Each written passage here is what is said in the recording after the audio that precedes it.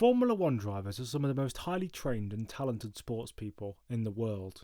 Especially nowadays, even those who are often ridiculed for weak performances or inability to keep their car on the straight and narrow have to have shown incredible talent at a junior series level to acquire the sufficient super license points just to get into F1. Those who struggle to start with tend to make up a minority of the grid as a whole, but they seem to take up a majority of negative media coverage. Whether it's Logan Sargent or Lance Stroll crashing out whilst being a calendar year behind their teammate, or Nikita Mazepin managing to annoy every single person in the paddock he comes across with his interesting interpretation of driving conduct, it's not a new concept for bad drivers to make up the numbers in the fastest racing category on Earth. What is a more strange phenomenon though, is the concept of drivers that were once good, great, or legendary, but eventually ended their careers miring in mediocrity at the back of the pack. While legends such as Juan Manuel Fangio and Alain Prost were able to bow out still at the top of their game on their own terms, others haven't had such a chance. 4 Formula One world champions have passed away in racing accidents before they could complete their careers in the top echelon of competition, namely Alberto Ascari, Jim Clark, Jochen Rindt and Ayrton Senna, with the 1967 champion Denny Hulme dying at Bathurst 18 years after his final F1 race in 1974. Those guys didn't have a chance to finish their careers and show what they were really capable of, but there have been several drivers who have achieved great things, yet didn't show it at all times.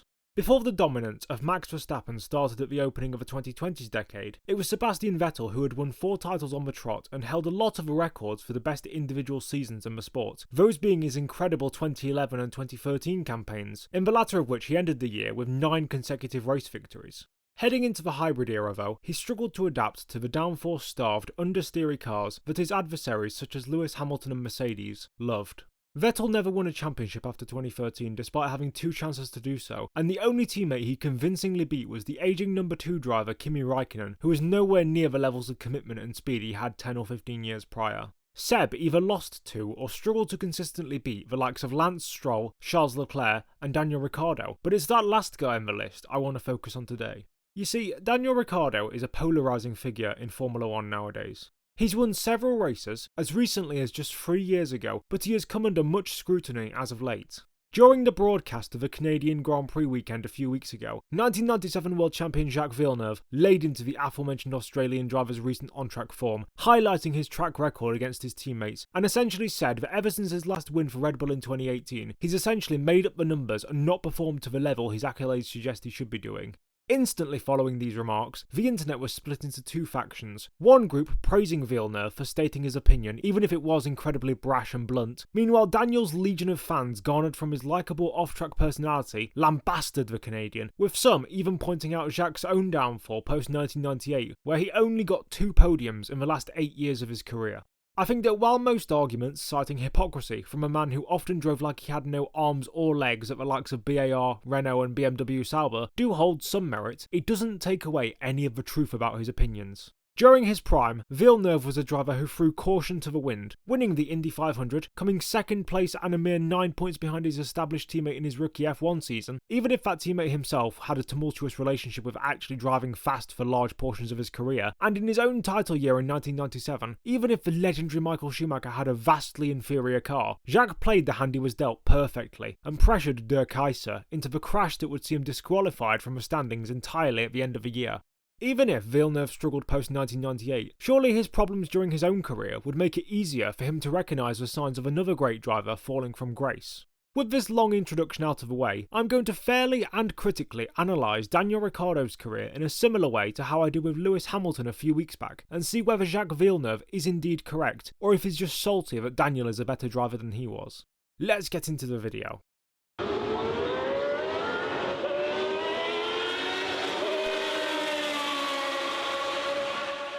Manuel Fangio is in the lead on the last lap of the German Grand Prix. Jim Clark drives the Formula One Motorsport to victory on the racetracks of the world. And look at that! Out that, colossally, that's Mansell!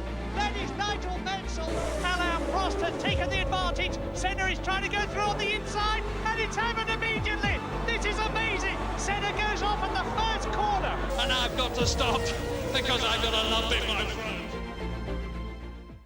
Daniel Joseph Ricciardo was born on the 1st of July 1989 in Perth, Australia, to Italian immigrants who had moved to the land down under before Daniel was born. He started karting aged 9 and spent a few years there until he moved up to single-seaters in 2005, driving in the local Formula Ford series, placing 8th in the season standings. He placed 3rd in Formula BMW Asia in 2006, winning 2 races at the circuit named after Thailand's first ever F1 driver, Prince Birabongsi Banudej, but his big break came in 2007 when he finished 6th in Italian Formula Renault 2.0, behind future F1 drivers such as Jaime Alguersuari, Brendan Hartley and Roberto Merri, and subsequently he was signed to the Red Bull Junior programme. He competed in Eurocup Formula Renault 2.0 in 2008, losing out on the title by 3 points to Valtteri Bottas, before winning British Formula 3 in 2009, although the only notable full-time drivers in that series were future Marussia reject Max Chilton and the flukiest winner in IndyCar history, Carlos Huertas.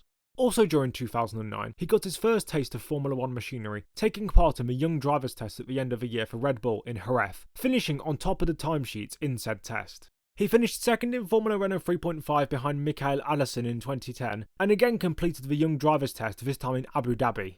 He'd shared driving duties with fellow junior Brendan Hartley the year before, but assumed the reins this time round, showing an incredible one-lap pace and taking the role of both test and reserve driver for the Toro Rosso junior outfit in 2011, taking part in every F1 session alongside a second Formula Renault 3.5 campaign. However, ahead of the British Grand Prix at Silverstone, the struggling HRT team signed Ricciardo for the rest of the season, as Red Bull wanted to give their young talent some seat time before a potential move to Toro Rosso for 2012. Ricciardo would ironically be partnered by ex-Red Bull Junior and Force India driver Vitantonio Liuzzi for every race apart from the Indian Grand Prix, where he will be joined by home hero Narain Karthikeyan.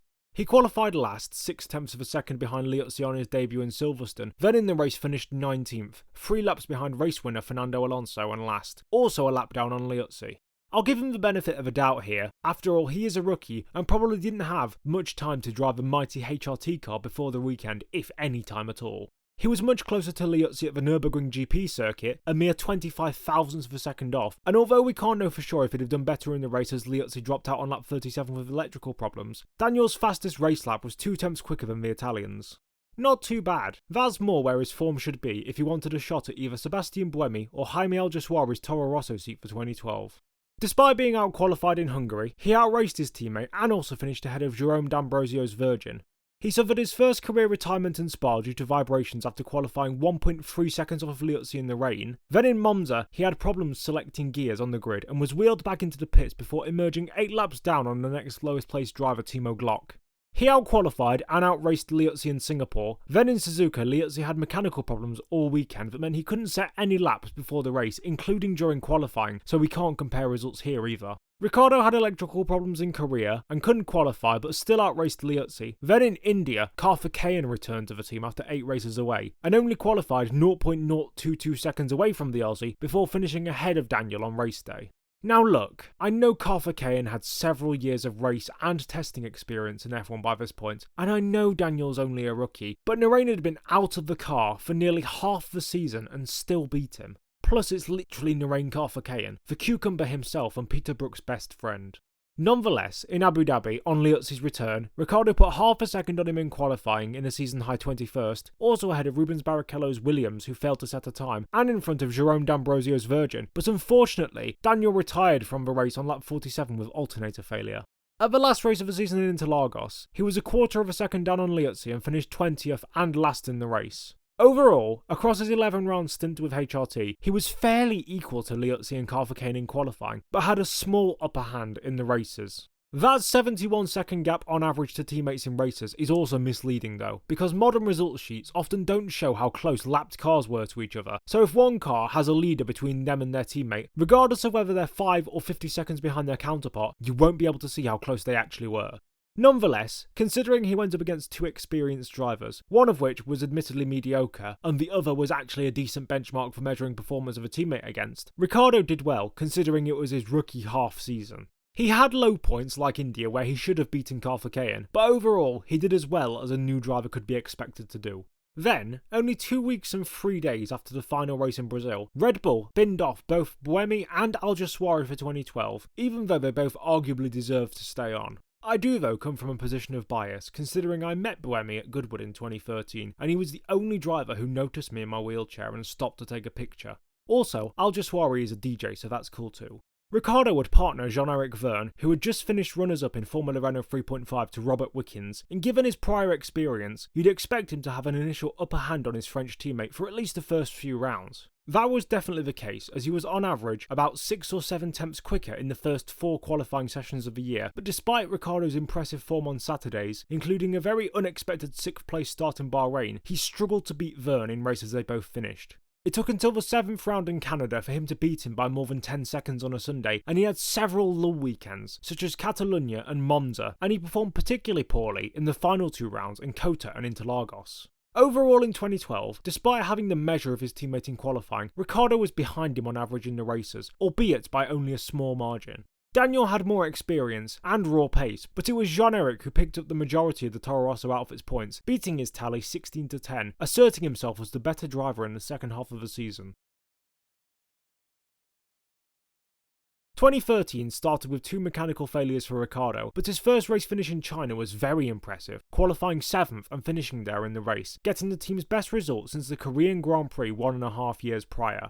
This was followed by a string of mediocre and bad weekends in Bahrain, Spain, Monaco and Canada where he struggled to beat Vergne, before a strong resurgence doing it back to the Frenchman on the run up to the summer break. Also, by this point in the year, Red Bull senior team driver Mark Webber had announced his retirement from Formula 1 at the end of the season, and it was between Ricciardo and Vergne as to who would take over his seat at the end of the year. One particular example of the pair trying to one-up each other that I vividly remember was when they both went out in the pouring rain in Silverstone practice, setting lap times upwards of 2 minutes in an attempt to show the likes of Helmut Marko and Christian Horner that they were the better option by setting faster times than the other in such abhorrent conditions. Despite Daniel's clear upper hand in qualifying still persisting, Jean-Eric was just about better in the races, even if his points completely dried up after just 1/3 of the season. Ricciardo accrued 20 points in 2013 compared to Vergne's 13, but one thing that should be noted is that in 3 races where the Australian got 11 of those on his tally, Jean-Eric retired and was unable to challenge him. Thanks in a large part to his fantastic qualifying form, it was Daniel who was selected to replace Webber, and Vergne stayed with Toro Rosso going into 2014.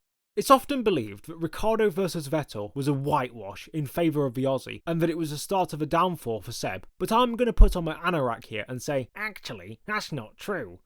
With the mechanical and situational caveats removed, Vettel was actually faster on average in qualifying compared to Daniel, although admittedly by only a tenth of a second, and in the races, the Australian snuck ahead by 12 seconds, but apart from high points in the likes of Hungary and Spa where he won, there were low ones too where Sebastian was on top. I think Ricciardo definitely had the upper hand, but he wasn't as cut as dry as everyone thinks, especially not in qualifying. Then in 2015 he came up against a fellow Toro Rosso graduate, one who hadn't beaten the same yardstick that he went up against in his own ascent to the main team in Jean-Eric Vergne, that being Daniel Kvyat. The first 4 races saw Ricciardo assert his usual qualifying prowess and put half a minute on his Russian counterpart in Bahrain and Spain, but from that point onwards he lost most of his momentum. After that 5th round in Catalunya, he only outraced Danny 3 times, and only considerably outqualified him 4 times. Despite the pair having the same amount of race-ending problems, it was Kvyat who outscored Ricciardo in 2015. Then in 2016, the Aussie driver pulled ahead in qualifying as usual, quite considerably in fact, and had the upper hand on the first 2 Sundays of the season, scoring 4th places in both, while Kvyat failed to start in Australia and got 7th after qualifying low down in Bahrain. Then in China, both Red Bulls pounced at the start and Daniel assumed the lead from Nico Rosberg, and Danny attacked for 2 Ferraris, but Raikkonen locked up, Vettel drifted wide, and the Russian went up the inside to make it 3 wide.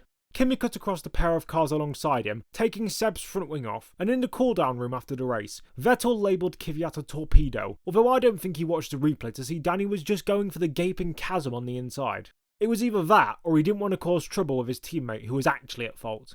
If Shanghai bruised the Red Bull driver's reputation, the race in Sochi sent it skywards into the sun, smashing it into smithereens. Kvyat was undoubtedly at fault for the 2 pieces of contact that put Seb out of the race and led to his subsequent demotion back to Toro Rosso, which would give Ricciardo a brand new teammate to go up against, the young and promising Max Verstappen. Max won on his debut, as we all know, although Daniel was put on a different strategy. Then the Australian won in Monaco while his young adversary binned it 3 times throughout the weekend, including during the race. For the next 5 events, Ricciardo had the advantage in qualifying, but fell back on the Sundays. Then after the summer break until the Malaysian Grand Prix, that idea was flipped on its head as Max closed up in quali, but lost out on race pace. From Japan until the last race of the season in Abu Dhabi, it was clear that Verstappen had now acclimatised to his new environment, edging Daniel out in both 1-lap pace and ability to perform in a race environment. By the end of 2016, Daniel now had 6 different teammates in as many seasons, and hadn't consistently had the upper hand on any of them throughout their time as counterparts. He was fairly even with Liuzzi and Karthikeyan, and although his qualifying prowess got him the Red Bull seat over Verne, it was actually the Frenchman who was quicker in the races. His partnership with Vettel was as close as he'd got to beating a teammate, as he flipped from beating his teammates on Saturday and losing out on Sunday to doing the opposite when coming up against a 4-time champion, but it still wasn't as clear-cut dominance like many since have come to believe. Then in 2015, Kvyat outscored him despite it being his first year in the top team. Then in 2016, I think that would have been the same had the team kept Kvyat on, but even against an inexperienced Verstappen, once Max got to grips with the Red Bull, he was undoubtedly better across qualifying and race trim. For the next 2 seasons in 2017 and 18, the Renault and its rebadged Tag Heuer alternative had awful reliability, so measuring gaps in the races may be more difficult, as there's a smaller sample size to work with. Ricciardo started the first 4 races in 2017 well by out-qualifying Max in all of them, and in the one race he finished, did so less than a second behind the Dutchman. From there on in though, aside from his win in a chaotic Baku race, in the next 11 events after Bahrain, he out-qualified Max only once, that being in Austria by less than a tenth of a second. In the 3 rounds they both reached the checkered flag without problems in. Max was 2-1 up as well. Then in Suzuka and Kota, Daniel beat Verstappen on Saturday for the first time consecutively since Sochi, even if he fell back in the Japanese event on Sunday, finishing 8 seconds behind. A pair of weak weekends in Mexico City and Interlagos saw more Daniel struggles. Then he qualified well in Abu Dhabi but retired on race day. Now obviously, you have to bear in mind that the pair only finished a quarter of a season's races together, but nonetheless, Max was quicker in qualifying and race trim, meaning it was another struggling season on Daniel's record. 2018 was no better, as despite him coming out the gates well, as usual, going up 3-1 against his young adversary after his second win of the year in Monaco, he failed to usurp Max at all in race trim for the rest of the year, and only beat him twice in qualifying by more than a tenth of a second. Having lost to Max consistently for 2.5 seasons, Daniel thought that as a top-level driver, he should be aiming to become a number 1 focus for his team. This obviously wasn't going to happen at Red Bull, as Verstappen was both younger and better, but when the opportunity came up to sign for the Renault Works team, he jumped on it. Now this move for many, in their mind, started Daniel's downfall, but in my opinion, it started when Max entered Milton Keynes, and maybe even before. As I outlined earlier, he'd failed to beat any teammate consistently, and over a season had only a slight upper hand on Sebastian Vettel, and that's it. The rest of his teammates he was equal to or worse than weren't exactly generational talents either. Liuzzi and Karthikeyan were ageing and definitely not at the top level. Despite Verne looking promising in 2012 and 13, and more so than Daniel, it was the Aussie that got that top tier seat. Then in 2014, Seb was clearly struggling to deal with a Red Bull, yet even still didn't embarrass himself. Kvyat beat Ricciardo on fair terms in 2015. Then once Max was up to pace, he was the only properly fast and talented driver with no caveats over his stature, and he proceeded to drive Daniel out of his own team. I don't know what Renault saw in him, apart from PR gold, because on pure points of performance, he'd lost 7-2 to his teammates over the seasons he'd taken part in. He'd amassed 7 wins over 5 seasons, yet Max had achieved more over their time together when it should have been Daniel leading the team forward. That's why he left Red Bull, I think. Not because he wanted to be number 1, and not because he wanted more money, but I think he finally realised he couldn't beat Max in a straight fight. Saying that, if you look at the fate of Red Bull's second seat since 2018, the likes of Gasly, Albon and Perez make Ricciardo look like Jim Clark and how he matched up with Max. Nonetheless, let's go into 2019 and analyse his stint at Renault. Despite being embarrassingly out-qualified on debut by new teammate Nico Hülkenberg and retiring from 3 of the first 4 races, it took until the middle part of the season for the German to take control back. After the 5-race stretch from France to Hungary, where Nico out-qualified or out-raced Daniel in 4 of those events, the pair were fairly even over the remainder of the season. For the first time in Ricciardo's career, he'd beaten his teammate over a season in both qualifying and race trim, with no caveats attached, although it wasn't exactly comfortable. He was less than a tenth quicker in Nico's home turf of qualifying, and a mere 4 seconds faster in the races. This was a good performance though. Then for 2020, Hülkenberg would be dropped for the Mercedes junior talent Esteban Ocon, who was returning to the grid following a year absence, having been booted out of Racing Point for Lance Stroll.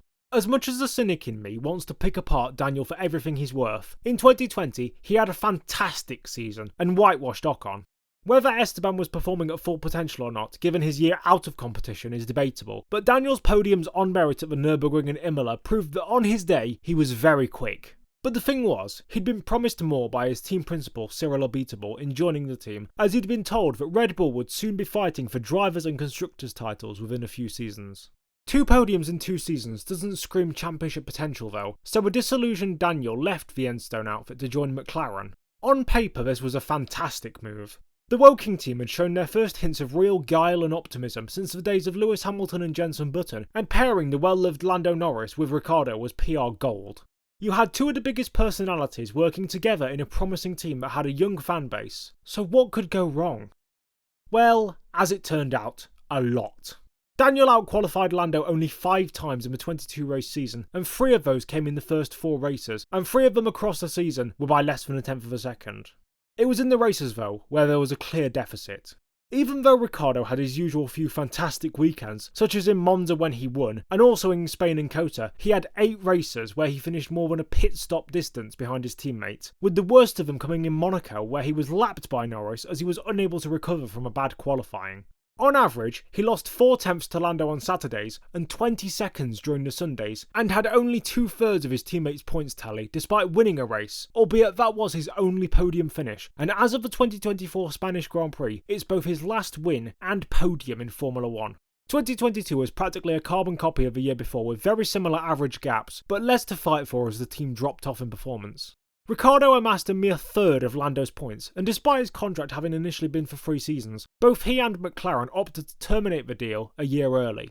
It's believed that he had offers from the likes of Haas, but he made it clear that he didn't want to make a step back in his career, which ironically was all he'd ever done since 2018. With no top seats available to a driver whose only recent achievements were an out-of-nowhere victory in favourable circumstances and beating a rusty Esteban Ocon, he opted to rejoin the Red Bull family for 2023, becoming the senior team's test and reserve driver. The only driving he did was in the mid-season Pirelli tyre tests, and he did lots of other PR work for the team, but a full-time opportunity would soon open up. Formula E World Champion and the winner of the F2 Series in 2019, Nick de Vries, was struggling in his first full-time season in F1 in 2023 at the Red Bull Junior outfit AlphaTauri. Then after the British Grand Prix, which I attended myself, he was dropped for poor performance. It was Ricciardo who took de Vries' seat, and it was clear that he was trying to use this as a pathway back to the main team to become teammates with Max Verstappen. Hold on, wait a minute. You're telling me he went through the Red Bull Junior ranks himself, got a top tier drive, raced against Sebastian Vettel, lost to Danny Kvyat, lost to Max Verstappen, had a strop because he couldn't beat him, went to Renault where he wasn't much better than Nico Hülkenberg, then had a good 2020 season, but had a strop because French people are either over-optimistic, unrealistic, or liars, or over-optimistic liars who set unreasonable goals. Then moved to McLaren when he lost to another up-and-coming talent, with his only redeeming factor being 1 good result out of 42 races. And now you're telling me he's right back at the stage he was 10 years before, and he's trying to get into the senior team again, to go up against the same guy he lost to for 2.5 years. Wasn't it Albert Einstein who said if you do the same thing over and over again, expecting different results, you're insane? So Ricciardo was coming back to F1, joining a junior team aged 34, and people were hyped up about the aforementioned tyre test he did because apparently he was 6 tenths quicker than Sergio Perez did in qualifying for the race a few weeks before. Has no one ever heard of changing track conditions? You know, temperatures and rubber levels on the track, that kind of stuff. This is why you can't trust practice or testing times, because of sandbagging and different runs affecting times. Nonetheless, Daniel made his second Grand Prix debut at Hungary, the track he took his second victory at 9 years earlier, and actually performed decently. He outqualified teammate Yuki Tsunoda, then beat him in the race. Was this the start of something new? A revitalised Ricciardo driving like a possessed demon to get back into that Red Bull team again? I thought you were on a roll. What about the sprint race?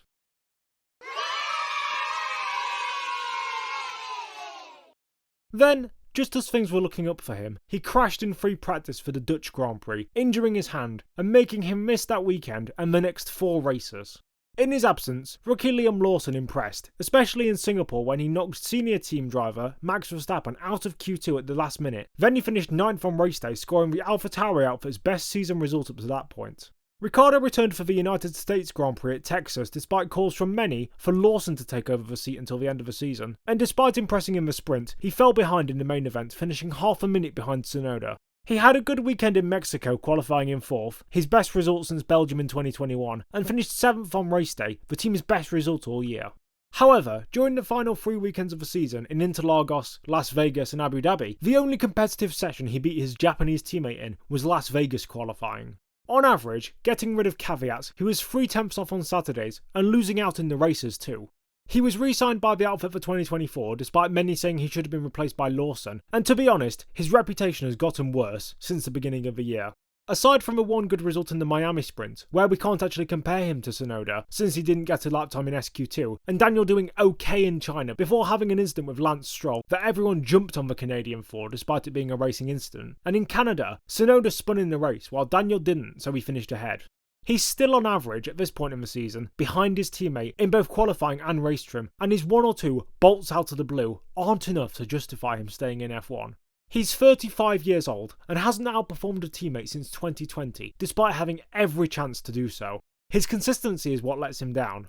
Across his career, he's had 10 teammates, 7 of which beat him across a season, 2 more who were fairly equal or slightly behind in Vettel and Hülkenberg, meaning a rusty Esteban Ocon was the only teammate Daniel Ricciardo had the full upper hand on during his career.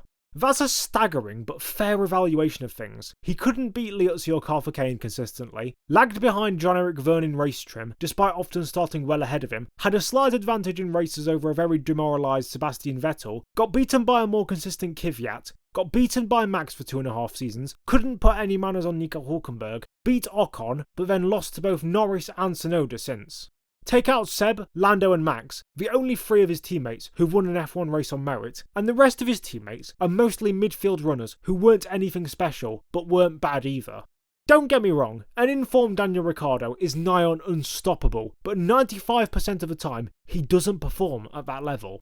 The people who defend Ricciardo for only having 1 good race per season are the same bunch who lambast Lance Stroll for doing the exact same thing. I'm not trying to say everything about Lance and Daniel is the same, but for me, Daniel has had a similar career to Damon Hill, just without a world championship. Damon had fantastic performances like 1994 Suzuka and 1997 Hungary, yet lost 2 titles despite clearly having the fastest car and nearly losing out to a rookie when he did win it. That brings us full circle back to Jacques Villeneuve and his comments about Ricciardo that provided the idea for this video. He indicated that Daniel hasn't done anything special for 4 or 5 years now, and he's correct. 1 win and a handful of standout moments don't get you enough points to beat your teammate in modern Formula 1. Frankly, I don't care if at McLaren and the Red Bull Junior team he's struggled to adapt. That's his own fault. No other driver, bar Sebastian Vettel in the modern era, has had trouble adapting to newer machinery. If Daniel started to pull his finger out, he wouldn't have had to run away from a fight with Max only to come crawling back when he couldn't lean on his own performances, and instead become a magnet for PR, only staying in F1 because everyone likes him. I think he either needs to retire or make a career switch, because he's just embarrassing himself right now. I know he's a fan of NASCAR, so maybe he could go there, and I mean, he'd be a better driver than the Nepo baby Austin Dillon, or he could even go to the middle ground of IndyCar, where not only are the cars much more similar than they are in NASCAR, but there's also less of a dependence on ovals, which Ricciardo has previously said he doesn't like. Seeing him race against the likes of Scott Dixon and Will Power would be cool, although if he wanted to have his beloved number 3, he'd have to boot out fellow Oceanian Scott McLaughlin, and he's doing just fine, so I don't see that happening. He could go to a mid-tier team like Meyer Shank or RLL, but again, that's if he leaves F1 at all. I think Red Bull needs Lawson in that seat, and I'd have personally binned off Perez for Tsunoda to create another seat for a junior like Big Nose or Ayumu Iwasa to fill. Apparently the reason for re-signing Sergio was because he's no threat to Max, and he's content being in that position, but I don't think Tsunoda would be much of a challenge either, and he'd undoubtedly be more consistent, which is especially important since Red Bull aren't 5 million years ahead of everyone else anymore. That's just my opinion though, and I think that brings today's video to a close. I hope you enjoyed me detailing why Jacques Villeneuve was correct about Daniel Ricciardo, and if you did, please remember to like, comment, and subscribe to see more content from me in the future. You can also subscribe to my Patreon if you'd like to see any exclusive content, get videos a day early, and have an opportunity to converse with me personally for as little as $1 per month. Big shout out to my already existing Patreon subscribers Andy Lamberts, Eamon Al Dowdy, and George Stratford, and you can also follow my X/Twitter where I post boiling hot lava takes on Formula 1, IndyCar, and NASCAR, and follow my Instagram for behind the scenes updates. With my shameless plugging over though, I'm Nedzo, and I'll see you all later. Bye!